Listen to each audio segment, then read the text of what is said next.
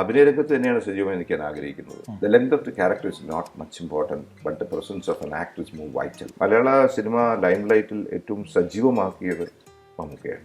പോലീസിനെ പോലും വെല്ലുവിളിക്കും മയക്കുമരുന്നിന്റെ ഉപയോഗം. പെട്ടുപോയവനെ തിരികെ കൊണ്ടുവരാനുള്ള ഉത്തരവാദിത്വം നമുക്കെല്ലാവർക്കും ഉണ്ട്, സർക്കാരിനല്ല, നമുക്ക് എല്ലാവർക്കും ഉണ്ട്. സദാചാര പോലീസ് എന്ന് പറയുന്നത് ഇത്തരത്തിൽ ഒന്ന് വരുന്നതിൽ തെറ്റില്ല എന്ന അഭിപ്രായമാണ് എനിക്ക്. തെറ്റ് ചെയ്യരുത് എന്ന് അവർക്ക് തന്നെ തോന്നണം. ഇത് തള്ളേണ്ട മാറ്റമാണ്. തള്ളേണ്ടതിനെ തള്ളി തന്നെ കളയണം. സുധീരേട്ടൻ ഇപ്പോഴും ആളുകൾ പല സ്ഥലങ്ങളിലൊക്കെ ചെല്ലുമ്പോൾ പുലിമുരുകനിലെ വേഷമൊക്കെ പറഞ്ഞ് സംസാരിക്കുകയൊക്കെ ചെയ്യുന്നത്. പുലിമുരുകൻ ഒരുപാട് ലെങ്തി വേഷങ്ങൾ എന്നല്ലെങ്കിൽ പോലും ആളുകൾ വല്ലാത്ത രീതിയിൽ അതിന് അപ്രീഷിയേറ്റ് ഒക്കെ ചെയ്യുന്നുണ്ട്. എങ്ങനെയാണ് അത്തരം പ്രൊജക്റ്റുകളിലേക്ക് ഭാഗമാകുന്നതിനൊരു? ഞാൻ MT സാറിൻ്റെ ഒരു കോട്ട് ഞാൻ മനസ്സിൽ വരുന്നുണ്ട്. The length of the character is not much important, but the presence of an actor is more vital എന്ന് പറയുന്ന ഒരു കോട്ടുണ്ട്. ഒരു മുഴുനീള കഥാപാത്രമല്ല ഒരു സിനിമയെ നിയന്ത്രിക്കുന്നത്. ചിലപ്പോൾ വന്നു പോകുന്ന ഒരു കഥാപാത്രത്തിൻ്റെ പ്രസൻസ് അതായിരിക്കും ആ സിനിമയെ ചിലപ്പോൾ കൊണ്ടുപോവുക, അല്ലെങ്കിൽ ആ ഒരു കഥാപാത്രത്തെ കൊണ്ടുപോവുക. ആ കഥാപാത്രം വന്ന് പോയി കഴിയുമ്പോൾ ചിലപ്പോൾ പ്രേക്ഷകർ ചിന്തിക്കാം, ഇപ്പോൾ ആളെവിടെ പോയിട്ടുണ്ടാവും, ഇപ്പോൾ ആൾ വരും, ഇല്ലെങ്കിൽ ആളുടെ പ്രസൻസ് ഇനിയും വരും, ഇല്ലെങ്കിൽ ആളിത് സംഭവിച്ചിട്ടുണ്ടാകാം എന്ന് ചിന്തിക്കാൻ ഒരു ആർട്ടിസ്റ്റിന് കഴിഞ്ഞിട്ടുണ്ടെങ്കിൽ ദാറ്റ് ഈസ് എ പ്രസൻസ്. അതാ വന്നു പോയതുണ്ടായി. അത്തരത്തിൽ എനിക്ക് കിട്ടിയ ഒരു കഥാപാത്രമായിരുന്നു പുലിമുരുകനിലെ കായിക എന്ന് പറഞ്ഞ കഥാപാത്രം. എനിക്ക് ഒരു സീനേ ഉള്ളൂ, ഒറ്റ സീനുള്ള സിനിമയിൽ. അത് ചെയ്യുമ്പോൾ എന്നെ ശ്രീ വൈശാഖ് എന്ന് പറയുന്ന, പിന്നെ വരുന്നുണ്ട് ഒരു ആർട്ടിസ്റ്റ് എന്ത് വേണോ ചെയ്തോട്ടെ, അത് എന്ത് വേണമെന്ന് തീരുമാനിക്കാൻ ഡയറക്ടർ. നമ്മൾ ഭയങ്കരമായിട്ട് പെർഫോം ചെയ്യുന്നു. പെർഫോമൻസ് എന്ന് പറഞ്ഞാൽ ഡ്രാമ അഭിനയം അല്ലാതെ തന്നെ നമ്മൾ പെർഫോം ചെയ്യുന്ന സാധനത്തിൻ്റെ മെഷർമെൻറ്റ് സ്കെയില് നോക്കിയിട്ട് സംവിധായകൻ അത് വേണോ, ക്ലോസപ്പ് വേണോ എന്ന് തീരുമാനിക്കുന്നു. അല്ലെങ്കിൽ വൈറ്റ് ഷോട്ടിൽ തന്നെ നിർത്തും. അത് അദ്ദേഹത്തിൽ നിന്ന് ഇത്രയും മതി. ഊറ്റിയെടുക്കണമെങ്കിൽ കണ്ണിൽ നിന്നുമുള്ള ഭാവം മുതൽ ഊറ്റിയെടുക്കാനായി അത് വേണ്ടതാണ്. ദാറ്റ് ഡിമാൻഡ്സ് അത് സംവിധായകനെ പറ്റുള്ളൂ. അത്തരത്തിലുണ്ടായ സിനിമകളിലൊന്നാണ് പുലിമുരുകൻ.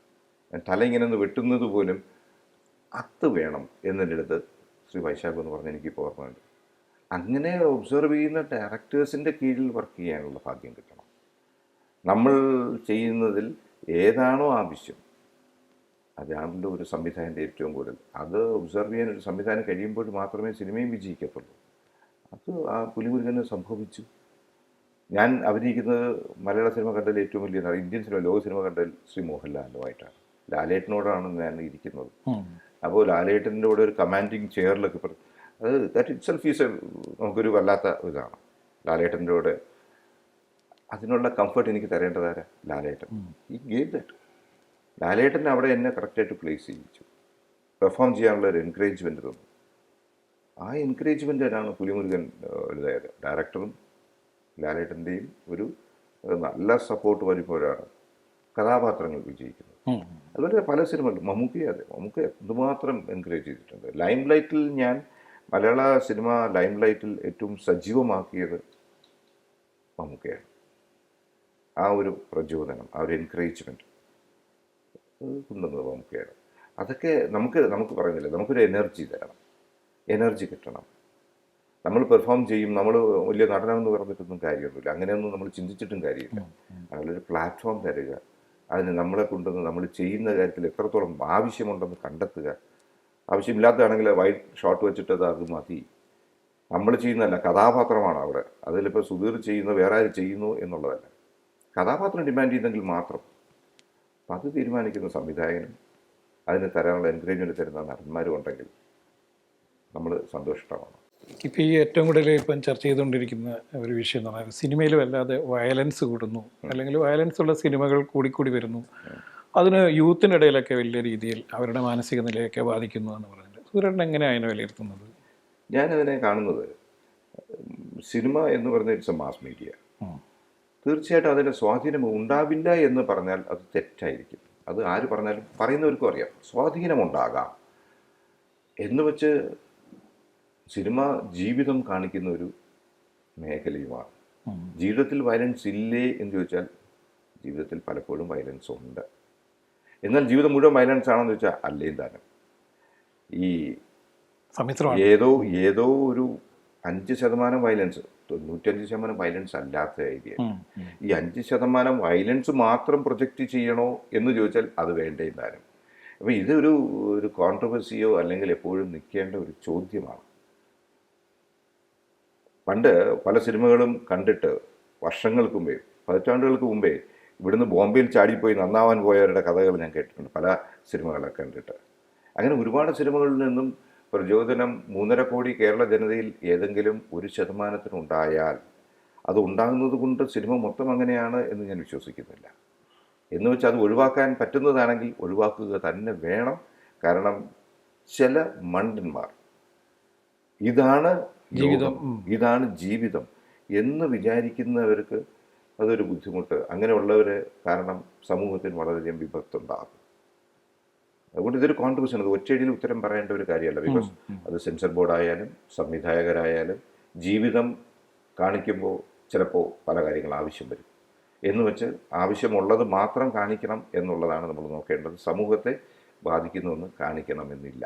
നേരത്തെ ഈ കാക്കനാടൻ്റെയും അത് M3 ഒക്കെ പുസ്തകങ്ങൾ വായിച്ചിട്ട് ഒരുപാട് യുവാക്കൾ വഴിതെറ്റിപ്പോയിരുന്നു. ഹിപ്പി സംസ്കാരം വന്നു എന്നും കഞ്ചാവിനും ഒക്കെ അടിമപ്പെട്ടിട്ടുണ്ട് എന്നൊക്കെ പറഞ്ഞ് വലിയൊരു ആരോപണമുണ്ടായിരുന്നു.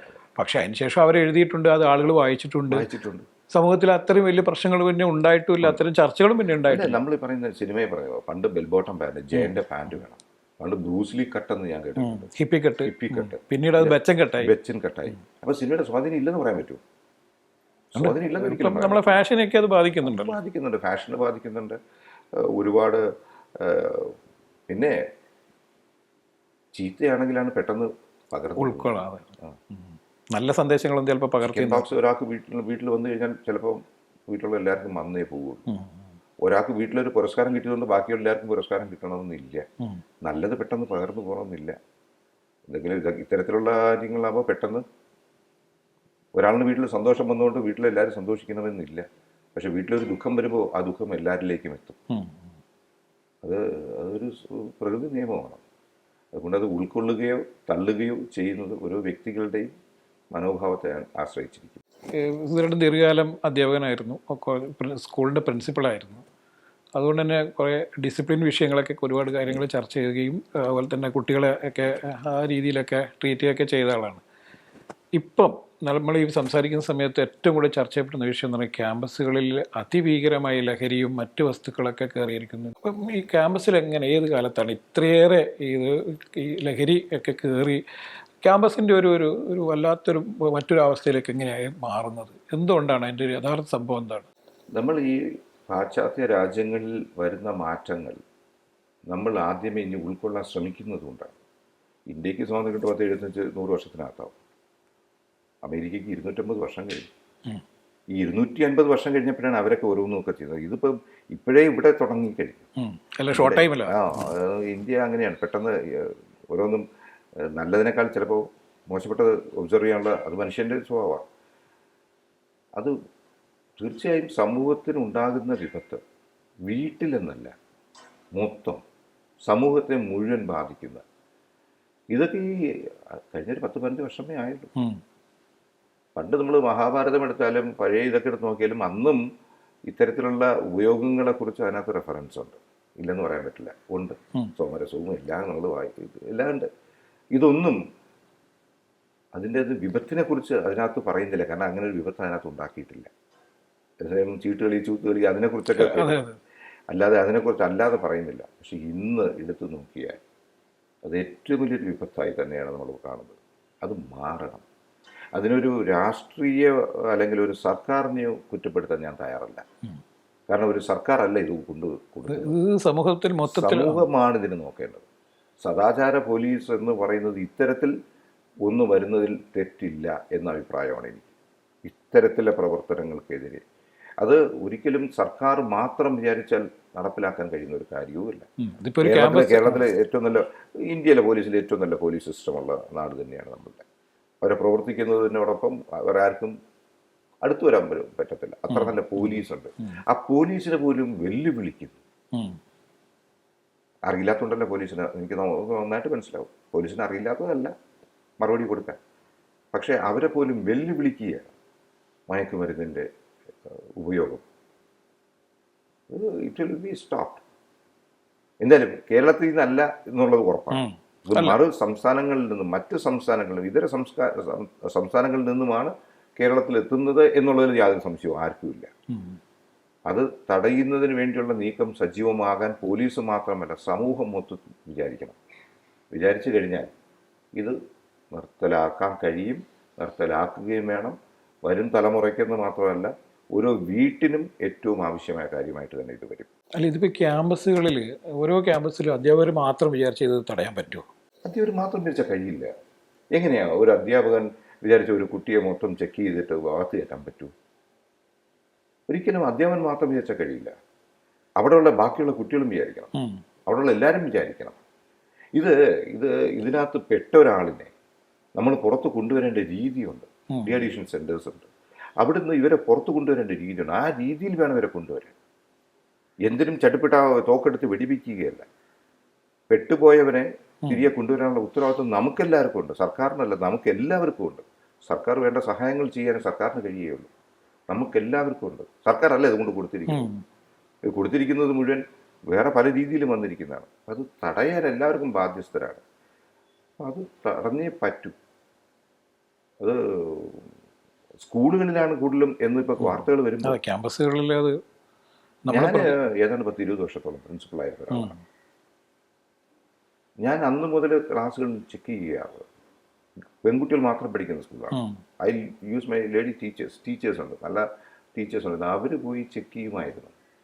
ചെക്ക് ചെയ്തിട്ട് ഇതൊന്നല്ല, അന്ന് മൊബൈൽ ഫോൺ പോലും ഉപയോഗിക്കാൻ പാടില്ല, ക്ലാസ്സിൽ കൊണ്ടുവരാൻ പാടില്ലാത്തൊരു കാലഘട്ടത്തിൽ ഒരു മൊബൈൽ ഫോൺ ഉണ്ടോ പോലും ചെക്ക് ചെയ്യുമായിരുന്നു. അപ്പോൾ ആ ചെക്ക് ചെയ്യുമ്പോൾ അവർക്കുണ്ടാകുന്ന ഒരു മനോഭാവമുണ്ട്. തെറ്റ് ചെയ്യരുത് എന്ന് അവർക്ക് തന്നെ തോന്നണം. തെറ്റാണ്. ഇപ്പം അത് തെറ്റായിട്ട് അവർക്ക് തോന്നുന്നില്ല. ഈ ഉപയോഗമൊന്നും തെറ്റായിട്ടല്ല അവർക്ക് തോന്നുന്നത്. അതാണ് അതിൻ്റെ ഒരു കുഴപ്പം. ജനറേഷനിൽ ഉണ്ടായ ഒരു ചേഞ്ചസിനെ ഉൾക്കൊള്ളാൻ പറ്റായികയുണ്ട് ശരിക്കും സമൂഹത്തിന്. അതെ. ഈ വരുന്ന മാറ്റം എന്നല്ല ഇതിന് പോസിറ്റീവ്. വി ഓൾവേസ് ഇപ്പോൾ ടെലിവിഷൻ വന്നു, വളരെ പോസിറ്റീവായിട്ടാണ് നമ്മൾ എടുക്കുന്നത്. ഓരോ മൊബൈൽ ഫോൺ വന്നു, നമ്മൾ പോസിറ്റീവായിട്ട് എടുക്കുന്നു. അതുപോലൊരു മാറ്റമല്ലല്ലോ ഇത് തള്ളേണ്ട മാറ്റമാണ്. തള്ളേണ്ടതിനെ തള്ളി തന്നെ കളയണം. അതിന് യാതൊരു വിധത്തിലും ഒരു ദയ അർഹിക്കുന്നില്ല. മാറ്റേണ്ട രീതികളെക്കുറിച്ച് മാത്രം നമ്മൾ ചിന്തിക്കണം. പറഞ്ഞു മനസ്സിലാക്കേണ്ടതാണെങ്കിൽ പറഞ്ഞു മനസ്സിലാക്കാൻ പറ്റാത്തതാണെങ്കിൽ അതിനെ അവിടുന്ന് മാറ്റി വേറെ എങ്ങോട്ടെങ്കിലും. കാരണം സമൂഹത്തിലേക്ക് അകറ്റി നിർത്തുക തന്നെ വേണം. അല്ലെങ്കിൽ വിപത്ത് വളരെ വലുതായിരിക്കും. ഞാൻ പറഞ്ഞത് ഓരോ വൈകുന്നേരങ്ങളിലും അല്ലാതെയൊക്കെ കുട്ടികൾ കൂടി നിൽക്കുന്ന സ്ഥലങ്ങളിൽ ഇപ്പോൾ പോലീസ് ചെക്ക് ചെയ്ത് കഴിഞ്ഞാൽ എന്താ സംഭവിക്കുക? എൻ്റെ മകൻ അനാവശ്യമായി ചുമ്മാ നിന്ന ഒരു മകനെ ഒന്ന് പോലീസ് പരിശോധിച്ചു, വലിയ കുറ്റമാണ്. അത് മാറണം. ആ നിയമങ്ങൾ മാറണം. പോലീസിന് ചെക്ക് ചെയ്യാൻ അധികാരമുണ്ട്. പോലീസിന് ആരെയും ചെക്ക് ചെയ്യാനുള്ള അധികാരമുണ്ട്. അതൊരു 6 മാസത്തേക്കൊന്ന് കേരളത്തിലൊന്ന് ആ റൂളൊന്ന് മാറ്റി നോക്കി. പോലീസിനുള്ള അധികാരം കൊടുത്ത് സർക്കാരിന് അറിയില്ലാത്തതുകൊണ്ടല്ല, അത് എല്ലാവരുടെയും സ്വാതന്ത്ര്യത്തിൽ കൈയിടാതിരിക്കുകയാണ് ഇപ്പോൾ. അത് സർക്കാരിനെ കൊണ്ട് ചെയ്യിപ്പിക്കും. ഈ കണക്കിന് പോയാൽ പോലീസിന് അതിനുള്ള അധികാരം കൊടുത്താൽ 6 മാസം കൊണ്ട് ഇവിടെ മൊത്തം ശുദ്ധമാക്കാൻ കഴിയും. അതിലേക്ക് നീക്കുന്ന ഒരു ഗതിയിലേക്കാണ് പോകുന്നത്. അതിൽ നമുക്ക് ബുദ്ധിമുട്ടുണ്ടാവുക. എല്ലാവരും ചെക്ക് ചെയ്യുമ്പോൾ നമ്മൾ ചെക്ക് ചെയ്യണം, നമ്മളും സഹകരിക്കണം. അതൊരു മാറ്റത്തിന് വേണ്ടിയിട്ടാണ്, സമൂഹത്തിൻ്റെ മാറ്റത്തിന് വേണ്ടിയിട്ടാണ്. നമുക്ക് സിനിമയിലേക്ക് വന്നാൽ ഇപ്പോൾ ഈ 250 സിനിമ എന്ന് പറയുന്നത് ശരിക്കും പറഞ്ഞൊരു മൈൽ സ്റ്റോണാണ്. 21 വർഷം എന്ന് പറയുന്നത് വലിയൊരു കാലം തന്നെയാണ്. എങ്ങനെയാണ് അടുത്ത പ്രോജക്റ്റുകൾ? എന്താണ് ഒരു സിനിമയിലെ അടുത്തൊരു സിനിമയിൽ ഞാൻ നോക്കുന്നതെന്ന് വെച്ചാൽ ഇപ്പം ഞാൻ ചെയ്തുകൊണ്ടിരിക്കുന്നത് ഓടും കുതിര ചാടും കുതിര, ശ്രീ ഫഹദ് ഫാസിൽ അൽത്താഫിൻ്റെ സിനിമയാണ്. ഞാൻ വളരെ സന്തോഷത്തോടെ ചെയ്യുന്നതാണ്. കാരണം മലയാള സിനിമയിൽ വളരെ സൂക്ഷ്മതയോടെ അഭിനയിക്കുന്ന ഒരാളാണ് ശ്രീ ഫഹദ് ഫാസിൽ. അപ്പോൾ ഫഹദിനോടൊപ്പമാണ് ഞാനിപ്പോൾ ചെയ്തുകൊണ്ടിരിക്കുന്ന പ്രോജക്റ്റ്. രസകരമായിരിക്കും എന്നുള്ളൊരു പ്രതീക്ഷയോടെ തന്നെ ചെയ്യുന്നത്. മലയാള സിനിമയിൽ നമ്മൾ പ്രധാനമായും ഞാൻ കാണുന്നതെന്ന് വെച്ച് കഴിഞ്ഞാൽ അഭിനയ രംഗത്ത് തന്നെയാണ് സജീവമായി നിൽക്കാൻ ആഗ്രഹിക്കുന്നത്. സംവിധാന രംഗത്തേക്ക് വരുന്നതിന് വേണ്ടി ഒരുപാട് പേര് പറഞ്ഞെങ്കിലും അത്യാവശ്യം സിനിമകളോട് നല്ല രീതിയിൽ അഭിനയിച്ചു കൊണ്ടിരിക്കുന്നു. അതിനുള്ള അവസരങ്ങൾ കിട്ടിക്കൊണ്ടിരിക്കുന്നു. അതൊരിക്കലും കളയാതെ ഇത് ചെയ്യുക എന്നുള്ളതാണ്. സന്തോഷത്തോടെ ചെയ്യുന്ന പ്രവൃത്തി സന്തോഷത്തോടെ ചെയ്യുക. ഒരുപാട് കാലം ഞാൻ സ്കൂളിൻ്റെ ഔദ്യോഗിക പദവിയും സിനിമയും കൂടെ ഒന്നിച്ചു കൊണ്ടുപോയി. അത് കഴിഞ്ഞത് ഇപ്പോൾ VRS എടുത്തു. സ്കൂളിൻ്റെ VRS എടുക്കുന്നതിന് തന്നെ സ്കൂളുമായി ഉണ്ടായ മാനസികമായി ഉണ്ടായ സമ്മർദ്ദം വളരെ നിയമ പോരാട്ടങ്ങൾ നിയമ പോരാട്ടങ്ങളിൽ വരെ നിയമ പോരാട്ടങ്ങളിൽ 100% ഞാൻ വിജയിച്ചു. കോടതി വിധികളെല്ലാം എനിക്ക് അനുകൂലമായി വന്നു. അഭിനയിക്കുന്നതിന് എനിക്ക് വേണമെങ്കിൽ VRS എടുക്കാനുള്ള അനുവാദവും. കാരണം അഭിനയം എന്ന് പറയുന്നത് എല്ലാവർക്കും എപ്പോഴും ചെയ്യാൻ പറ്റുന്നൊരു പ്രവൃത്തിയല്ല, എല്ലാവർക്കും കിട്ടുന്ന ഒരു ഇതുമല്ല. ഇപ്പോൾ നമ്മൾ പറയുന്ന പോലെ തല്ലിപ്പഴിപ്പിക്കാം മാങ്ങയെ, പക്ഷെ ഒരു പുളിയുള്ളൊരു മാങ്ങയെ എത്ര തല്ലി പഴിപ്പിച്ചാലും അതിനകത്ത് പുളിയെ കാണും, അതിനകത്ത് മധുരം വരില്ല. അതുകൊണ്ട് എല്ലാവർക്കും കിട്ടുന്നതല്ല, ചിലർക്ക് ദൈവം കൊടുക്കും. ദൈവം കൊടുക്കുന്നതിനെ നമ്മൾ കാത്തു സൂക്ഷിക്കാൻ നമ്മൾ ബാധ്യസ്ഥനാണ്. അതിൽ അഹങ്കരിക്കുകയല്ല, വളരെ വിനയത്തോടെ നമ്മളത് സൂക്ഷിക്കാൻ നമ്മൾ ആഗ്രഹിക്കുന്നു. അങ്ങനെ ചെയ്യുമ്പോൾ അതിന് തടസ്സം വരുന്നത് എന്തിനേയും കലാകാരന്മാർ ഇന്നേ വരെ ഉണ്ടായിട്ടുണ്ടെങ്കിൽ അവരെല്ലാം അതിനെ അതിജീവിക്കുകയാണ് ചെയ്യും. അത്തരത്തിൽ എനിക്ക് അതിജീവിക്കാൻ കഴിഞ്ഞു. സ്കൂളിൽ അഭിനയിക്കരുതെന്ന് പറഞ്ഞു, അഭിനയിക്കും എന്ന് ഞാൻ പറഞ്ഞു, അഭിനയിച്ചു കൊണ്ടേയിരിക്കുന്നു. അതിന് തടസ്സം തന്ന സ്കൂളിൽ നിന്ന് ഞാൻ VRS എടുത്ത് നിയമ പോരാട്ടങ്ങൾ 100% വിജയിച്ചുകൊണ്ട് ഞാൻ വീണ്ടും അഭിനയ രംഗത്ത് സജീവമായി നിൽക്കുകയാണ്. അതിൻ്റെ ഇടയിൽ ഞാൻ മറ്റൊരു സിനിമ പ്രവർത്തന മേഖലയിലേക്ക്, അതായത് സംവിധാനമോ വേറെ ഒന്നിലേക്കും ഇപ്പോൾ ഇമ്മീഡിയറ്റ് ആയിട്ട് പോകാൻ താല്പര്യപ്പെടുന്നില്ല. സന്തോഷത്തോടെ ഈ പ്രവൃത്തി ചെയ്യട്ടെ. ഈ എല്ലാ കാലത്തും അച്ഛൻ ഒരു അഭിനയത്തിൽ എന്തായാലും റോൾ മോഡലാണ്. അച്ഛൻ എന്നുള്ള രീതിയിലും ഒരു അഭിനേതാവ് എന്നുള്ള രീതിയിലും രണ്ട് തരത്തിലും വലിയ റോൾ മോഡൽ തന്നെയാണല്ലോ. അച്ഛൻ്റെ ഏറ്റവും നമുക്ക് എപ്പോഴും കണ്ടുകൊണ്ടിരിക്കണമെന്നോ അല്ലെങ്കിൽ വല്ലാതെ താല്പര്യത്തോടു കൂടി കാണുന്ന ഈ സിനിമ ഏതാണ്? സംശയമില്ല, ഈസ് മാഗ്നം ഓപ്പസ് ഈസ് എലിപ്പത്തായ, അടൂരങ്കിളിൻ്റെ എലിപ്പത്തായ. ഞാൻ പറഞ്ഞില്ലേ, വളരെ കൊച്ചിലെ ഞാൻ പോയി തിയേറ്ററിൽ ചിത്രാഞ്ജലിയിൽ അന്ന് ഞാൻ പോയി കണ്ടതാണ് ആദ്യത്തെ പ്രിവ്യൂവിൽ. എനിക്ക് അന്ന് കിട്ടിയ ഭാഗ്യമൊക്കെ ഞാൻ പറഞ്ഞ ജീവിതത്തിൽ ചില നിമിഷങ്ങൾ ഒരിക്കലും നമ്മൾ മറക്കില്ല. അത്തരത്തിലെ നിമിഷങ്ങളായിരുന്നു അത്. ഞാൻ അന്ന് എലിപ്പത്തായം കണ്ടത് എൻ്റെ ഒരു സൈഡിൽ അച്ഛനുണ്ടായിരുന്നു, ഇപ്പുറത്ത് അടൂരങ്കിളുണ്ടായിരുന്നു. അടൂരങ്കിളിൻ്റെ അച്ഛനെ നടക്കിയിരുന്ന ആദ്യമായി എലിപ്പത്തായം ചിത്രാഞ്ജലിയിൽ ഇടുമ്പോൾ കാണാനുള്ള ഭാഗ്യം എനിക്ക് ലഭിച്ചിട്ടുണ്ട് വളരെ കൊച്ചിലെ. അന്ന് അച്ഛൻ ആദ്യം സ്ക്രീനിൽ കണ്ടപ്പോൾ ഞാൻ ചിരിച്ചത് ഓർമ്മയുണ്ട്. അടൂരങ്ങളെ തെടുത്ത് കൊള്ളാമോ, ഇഷ്ടപ്പെട്ടോ എന്ന് അടൂരങ്ങൾ ചോദിച്ച് ആ ഒരു തട്ടായിരിക്കാം എനിക്കിഷ്ടം. ഇന്നും അത് ഞാൻ ഓർക്കുന്നു എന്നുള്ളതാണ്. സ്നേഹമുള്ളവരുടെയും കഴിവുള്ളവരുടെയും ലാളനയായാലും പ്രോത്സാഹനവും നമ്മുടെ ജീവിതത്തിൽ ഒരിക്കലും മറക്കില്ല. അന്ന് എലിപ്പത്തായത്തിൽ ഞാൻ സ്കൂളിൽ നിന്നും അന്ന് തിരിച്ചു പോകുമ്പോൾ ആദ്യമായി പോസ്റ്റർ കണ്ടത് ഓർമ്മയുണ്ട് അച്ഛൻ. അടുത്ത ബസ് സ്റ്റാൻഡിൽ ഇറങ്ങി തിരിച്ച് നടന്നു ഞാൻ ആ പോസ്റ്റർ കാണാനായിട്ട് മാത്രം ആദ്യമായി പോസ്റ്റർ കണ്ടത്. ഇത്തരത്തിലെ പോസ്റ്റർ കാണുക, ഓരോരോ കലയുമായി ബന്ധപ്പെട്ടുള്ള പ്രവർത്തനങ്ങൾ അത്രത്തോളം താല്പര്യമാണ് ഇപ്പോഴും എൻ്റെ പോസ്റ്ററായാലും ഓരോന്നും കാണുമ്പോഴും വളരെ ആകാംക്ഷയോടെ ആദ്യമായി കാണുന്നത് പോലെ തന്നെയാണ് ഞാൻ ഇപ്പോഴും കാണുക. ഒരു ലൊക്കേഷനിൽ ഒരു സിനിമയിൽ അഭിനയിക്കാൻ ഇപ്പോൾ ചെല്ലുമ്പോഴും എൻ്റെ ആദ്യത്തെ സിനിമയിൽ അഭിനയിക്കാൻ പോകുന്ന അതേ മനോഭാവമേ എനിക്കുണ്ടാകാറുള്ളൂ. 6 മണിക്ക് വണ്ടി വരുമെന്ന് പറഞ്ഞാൽ എനിക്ക് 4:30 തൊട്ട് പിന്നെ ഉറങ്ങാൻ കിടക്കാൻ പറ്റില്ല. എനിക്ക് ആദ്യമായി പോകുന്നത് പോലെ എനിക്കെപ്പോഴും തോന്നാറുള്ളൂ. അതുണ്ടാകണേ അവസാനം വരെയും എന്നൊരു പ്രാർത്ഥനയുണ്ട്. മലയാള സിനിമ ഇത്രയൊക്കെ വലിയ വലിയതായിരുന്ന മുന്നേയാണ് അച്ഛൻ യാത്രയായത്. ശരിക്കും അച്ഛൻ ഈ നേരത്തെ പോയി എന്നുള്ളൊരു തോന്നലെല്ലാം വല്ലാത്ത മനസ്സിനെ ബാധിക്കും. ഉണ്ട്, വല്ലാതെ. അച്ഛൻ അതിനു മുമ്പ് പല അപകടങ്ങളിലും പലതും വന്നിട്ടുണ്ടെങ്കിലും എല്ലാം മിറാക്കിളായി അച്ഛൻ രക്ഷപ്പെട്ടു വരുമായിരുന്നു.